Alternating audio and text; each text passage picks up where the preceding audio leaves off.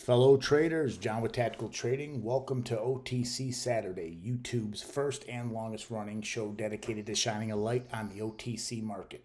I really appreciate you guys tuning in. We had a relatively slow week in the OTC last week. On Friday, we had right about $2.2 billion in the dollar volume, with nearly 13 billion shares changing hands, which was kind of indicative of the entire week. The market had 2,144 advancers with 1,972 decliners. We had a pretty good week as far as our main plays that we've been talking about on the channel for the last few weeks. Before we do get into individual securities, I am not a financial advisor. The views expressed on this channel are solely my opinion and should not be taken as financial advice. With that being said, let's get into the securities. First, probably one of the better performers on the market. That is one we've been talking about quite a bit, and that's INTK. Let's get on here on the OTC markets. And that's industrial nanotech, closed at 0.0375, only up 3% on Friday. Had a pretty good day. The prior day with a dump at the end of the day. We could take a look here at the chart. Let me just go back,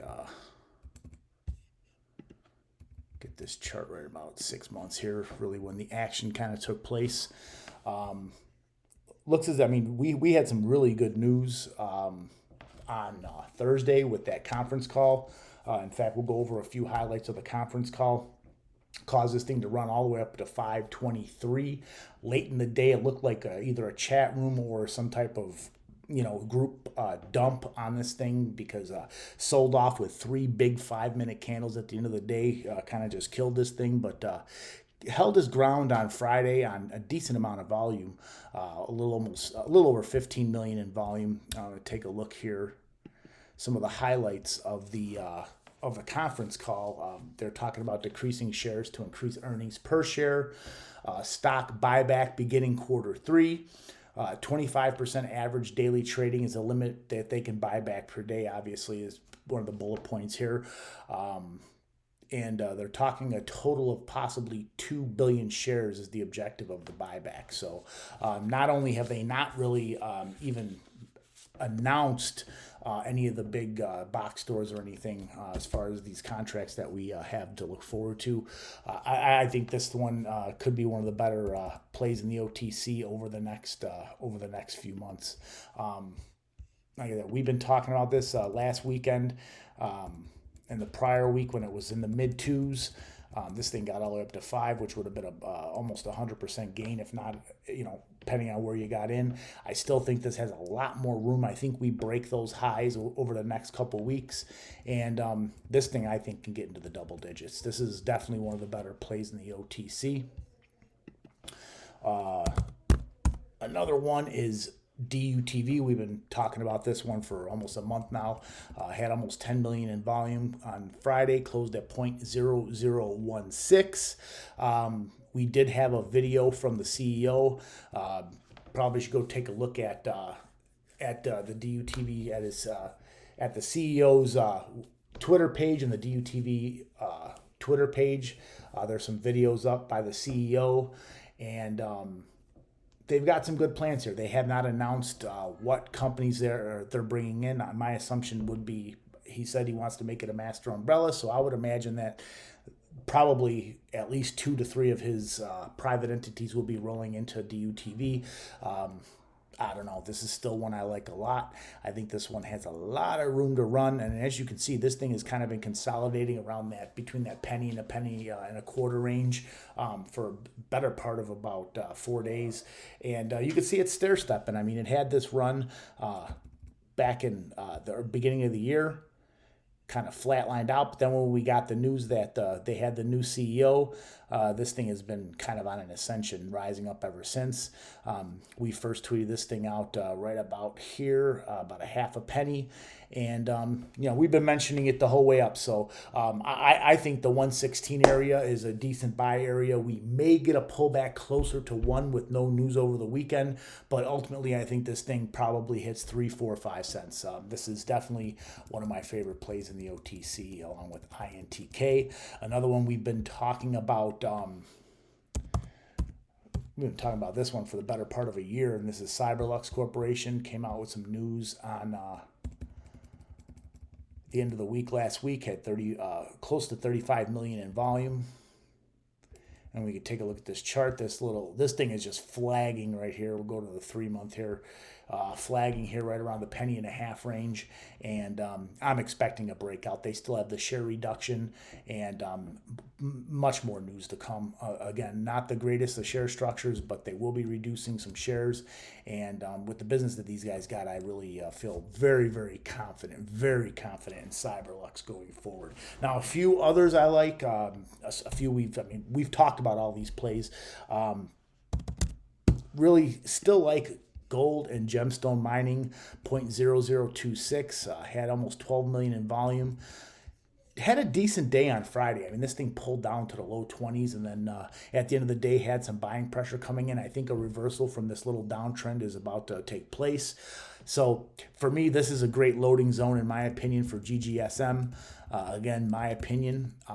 But I really like this one going forward. I would not be surprised to see this thing closing, who knows, in the next couple months, actually getting a penny out of this thing.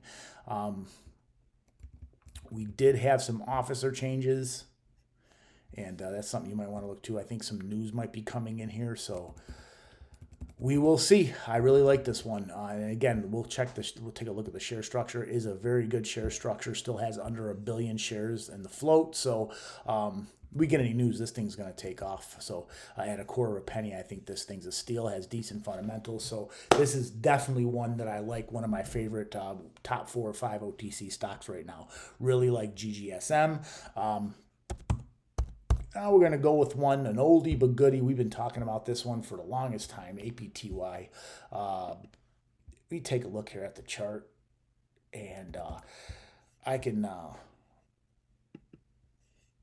if you take a look here, I mean, this right where we're at, right here in the high 70s, low 80s, you could pretty much see this is an area where we touched it here back in June, back in August, again this year in February, and right now this area has seemingly been holding rather strong. So I know they've got news coming up with this Spera stable coin, hopefully being released soon. So I don't think there's too much risk of taking this one at these levels, and this is why I'm pointing this out. I really like the levels of where we're at right now, and I think there's a lot of upside opposed to downside. I think the risk reward is tremendous on APTY, especially being a gold back stable coin. Stable coins are probably will be getting more attention over the next few months with a lot of the instability.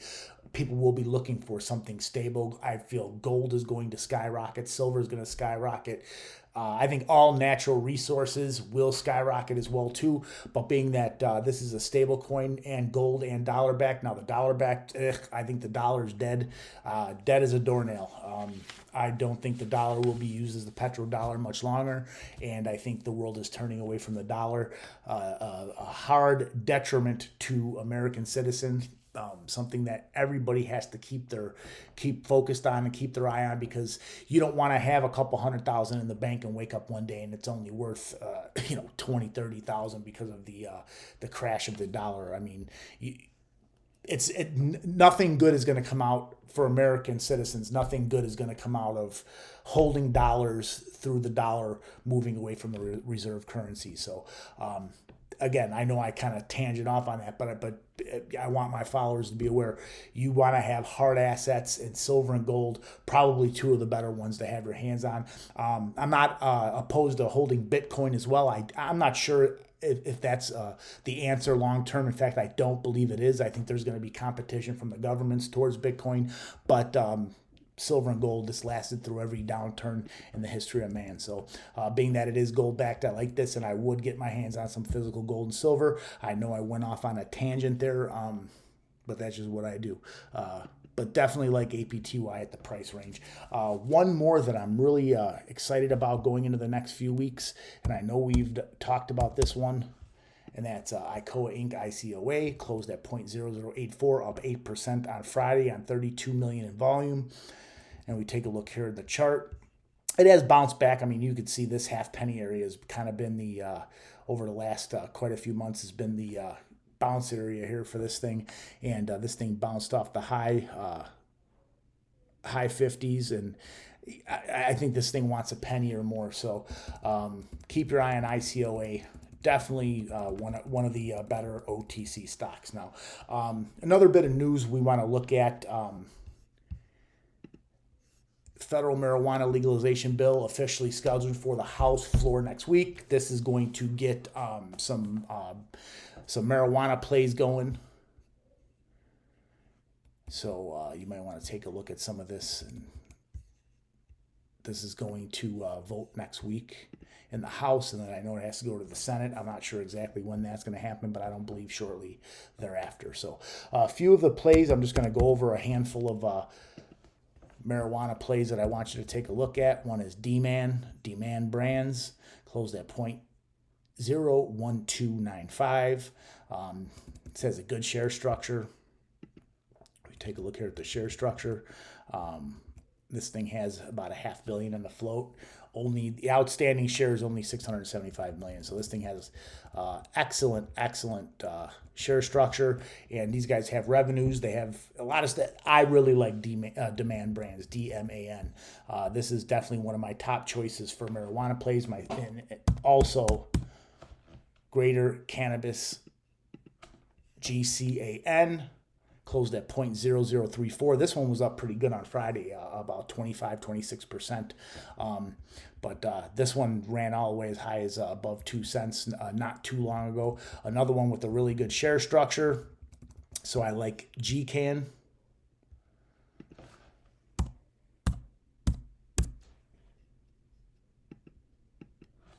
Now the next one is Cannabis Strategic Ventures, NUGS.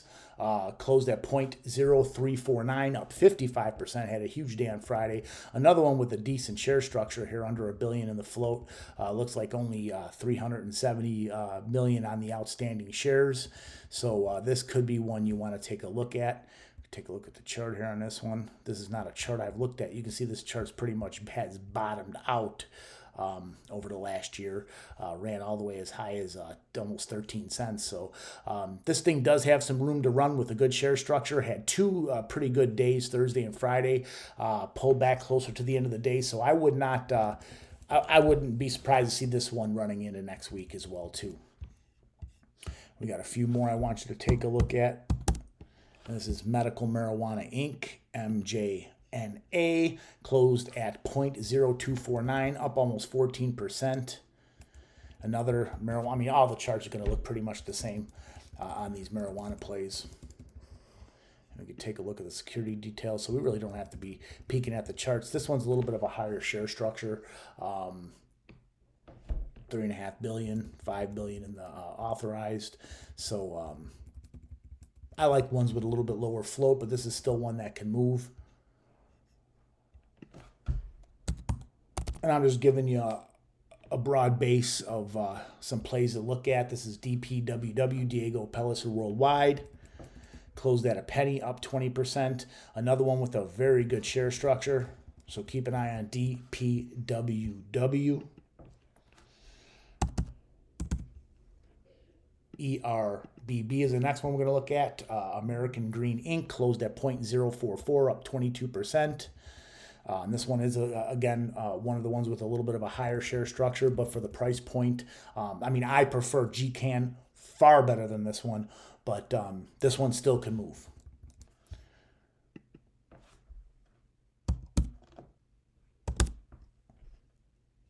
MCOA, Marijuana Company of America, 0.0022. This one was up huge on Friday, 76%. This is, again, a higher share structure one, but this one moved. You could see these higher share structures, they could still scoot. So, you know, if closer to this House bill getting, you know, to hitting the floor, I think these stocks are going to rally.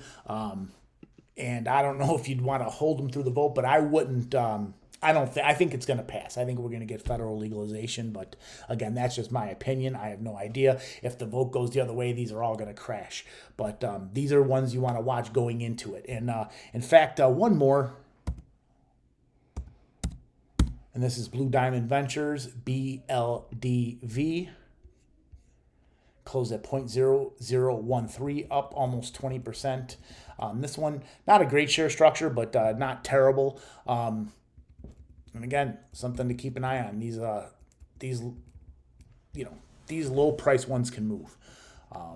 You know, once they start getting into higher, you know, above a half a penny, they might have a little more trouble. But once they're below, you know, while they're below a half a penny, people are going to be buying these. And they, like I said, they can move. So, you know, I'm not suggesting any one of these plays are long-term holds, but I do believe any one of these plays can present a nice opportunity or multiple opportunities throughout the week for day trades or short swings. So, you know, you got to play the market. I'm not a big fan of marijuana plays. It's just a saturated market. But the fact of the matter is, with federal legalization possibly at the doorstep, is going to open a lot of opportunities for some of these companies that can then move into the states that we do get legalization in. So that's all I got for you. Always remember, this is a business. It should be treated as such. Devise a plan with strict rules. Always stick to those rules. Always be open to learning and improving your skill set.